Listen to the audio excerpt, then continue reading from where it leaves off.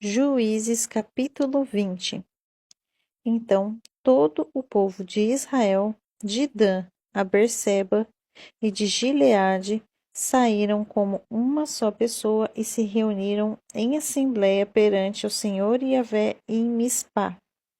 Os líderes de todo o povo e de todas as tribos israelitas se apresentaram na congregação do povo de Deus. Eram 400.000 homens de infantaria armados de espada.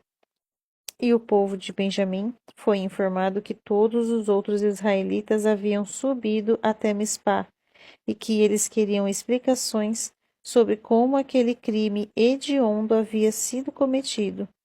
Então o levita, marido da mulher assassinada, tomou a palavra e relatou: Eu chegara com minha concubina a Gibeá, no território da tribo de Benjamim, para passar a noite. Os homens de Gibeá se amotinaram contra mim e durante a noite cercaram a casa onde eu estava hospedado.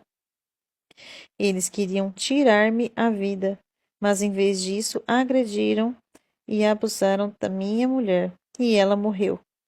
Então tomei o corpo da minha concubina, cortei-o em pedaços e mandei uma para cada parte das 12 tribos de Israel, porquanto aqueles indivíduos cometeram tal ato ignominioso e infame no meio do povo de Israel.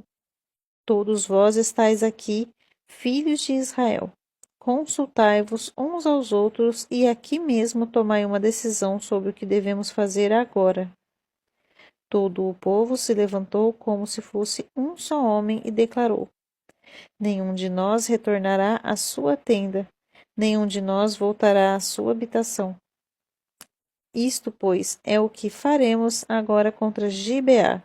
Separaremos por sorteio de todas as tribos de Israel, de cada 100 homens, 10; de cada 1.000 homens, 100; de cada 10.000 homens, 1.000, com a missão de arrecadarem provisões para o exército poder chegar a Gibeá de Benjamim e retribuir àquela gente o que merece por ter praticado esse crime horrível em Israel.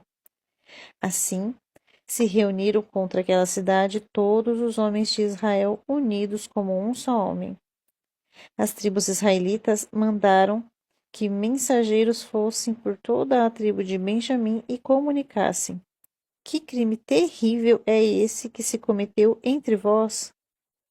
Agora, pois, entregai-nos os responsáveis, esses indivíduos imorais e criminosos, para que nós os executemos e extirparemos este mal do meio de Israel.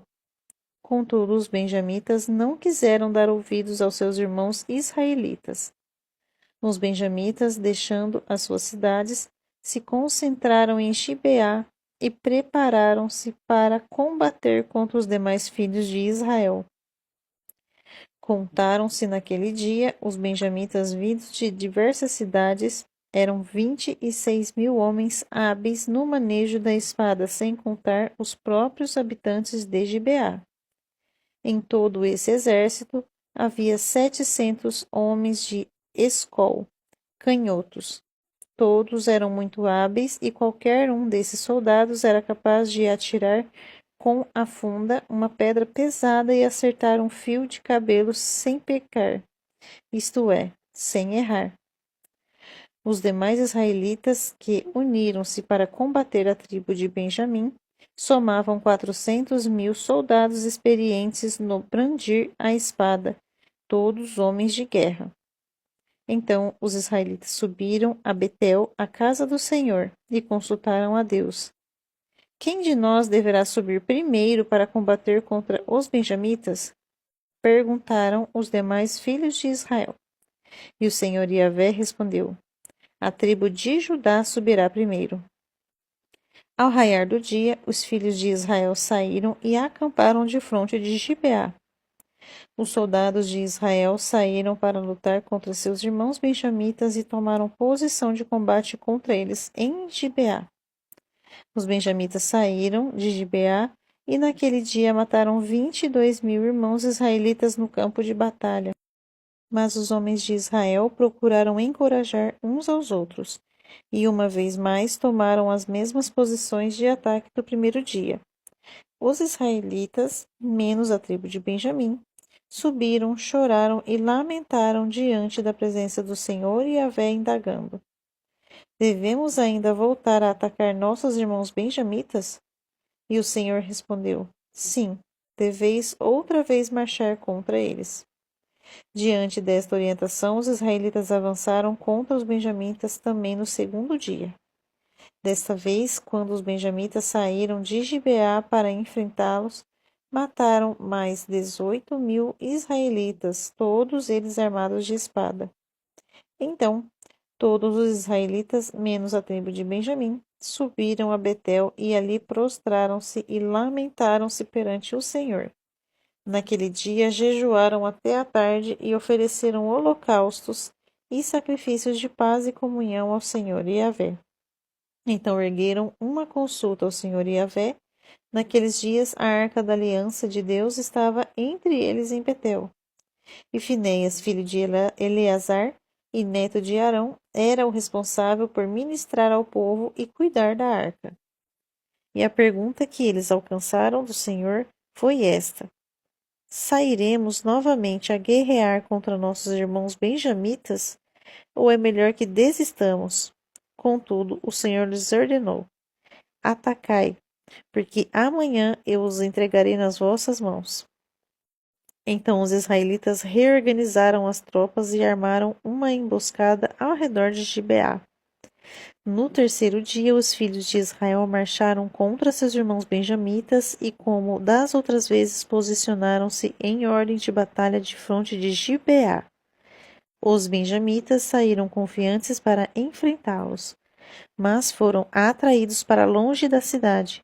Começaram, como nas outras batalhas, a ferir alguns da coalizão israelita, e cerca de 30 homens foram mortos em campo aberto e nas estradas, uma que leva a Betel e outra que vai para Gibeá. Enquanto os benjamitas exclamavam: Eis que os vencemos como antes. Os demais israelitas combinavam: Vamos fugir para atraí-los para longe da cidade, para as estradas. Então todos os homens de Israel abandonaram as suas posições e se organizaram em Baal-Tamar. A emboscada da coalizão israelita atacou de sua posição a oeste de Gibeá. 10.000 homens de elite escolhidos de toda a coalizão de Israel vieram violentamente contra Gibeá. Recrudesceu o combate, mas os outros não sabiam a desgraça que os aguardava. O Senhor Yahvé derrotou Benjamim na presença de todo Israel. E naquele dia a coalizão israelita matou 25.000 homens e 100 benjamitas, todos hábeis, soldados armados de espada. Então os benjamitas concluíram que estavam mesmo derrotados. Os israelitas bateram em retirada diante de Benjamim, porquanto tinham plena confiança na emboscada que haviam preparado perto de Gibeá. Os homens destacados para a emboscada avançaram depressa na direção de Gibeá. Espalharam-se e mataram todas as pessoas da cidade. O exército israelita e os homens que estavam escondidos tinham combinado um sinal. Quando avistassem uma grande nuvem de fumaça subindo da cidade, os israelitas que estavam fora do campo de batalha deviam dar meia volta e atacar. Até aquele momento, os benjamitas já haviam matado cerca de 30 homens da coalizão israelita e começavam a comemorar. Certamente nós os venceremos, imaginaram eles, exatamente como nas batalhas anteriores. Mas o sinal, a coluna de fumaça, começou a elevar-se da cidade, e Benjamim, ao voltar-se, julgou que a cidade inteira estava se esvaindo em chamas para o céu. A coalizão israelita, então, deu meia volta e os benjamitas se assombraram ao compreender que a hora da sua tragédia havia chegado. Então partiram em fuga desesperada da presença dos demais filhos de Israel na direção do deserto.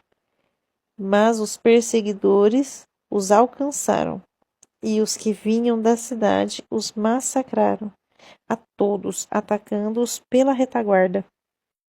Eles cercaram os soldados de Benjamim e perseguiram-nos sem tréguas, e os aniquilaram até perto de Gibeá, no lado leste, no nascente do sol. 18.000 dos melhores soldados benjamitas tombaram mortos. Os sobreviventes viraram-lhe as costas e fugiram rumo ao deserto, para o rochedo de Rimom. 5.000 homens foram mortos nas estradas. A coalizão israelita perseguiu o restante do exército benjamita e assim matou mais 2.000 soldados. Ao todo, 25.000 benjamitas foram mortos naquele dia, todos eles soldados hábeis e valentes. Entretanto, 600 homens retrocederam e fugiram para o deserto na direção de Rochedo de Rimom. Ali permaneceram escondidos por 4 meses.